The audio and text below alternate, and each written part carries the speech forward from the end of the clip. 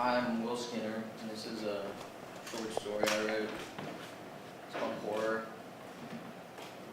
The boy emerged from the tree line and stopped. He looked across the patch of wasteland that separated two forests.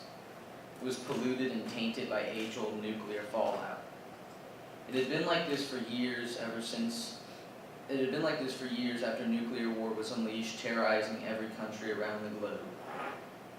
The boy was gaunt, dirty, and wore rags for clothes. He stood in the unearthly meadow and let his eyes wander. He gazed upon a house.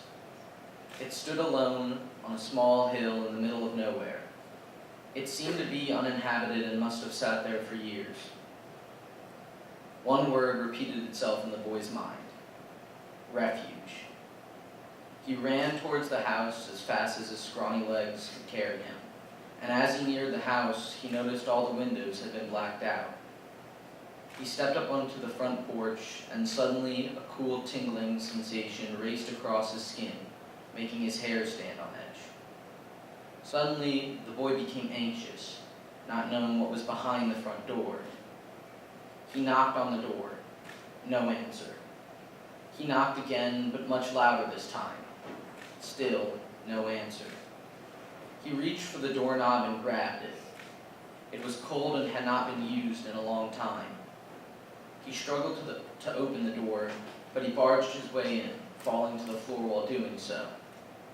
He stood up and brushed himself off. The boy looked around the room. It was empty. The floor and ceiling were dark, red, and they pulsated like muscles. The walls looked like an endless black void that led nowhere. The boy was now shaking uncontrollably. He was nervous and he was worried. Refuge no longer came to mind. Instead, his brain repeated a new word: horror. He was uncomfortable and wanted to leave the house immediately. He turned towards the front door, but it was gone. It had vanished like it was never there to begin with. There was no way out of the house.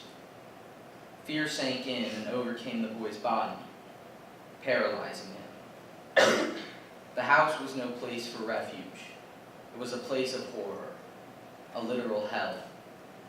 He stared into the endless black void where the door used to be. Tears streamed down his soot-covered cheeks. He whispered to himself, horror. The floor collapsed.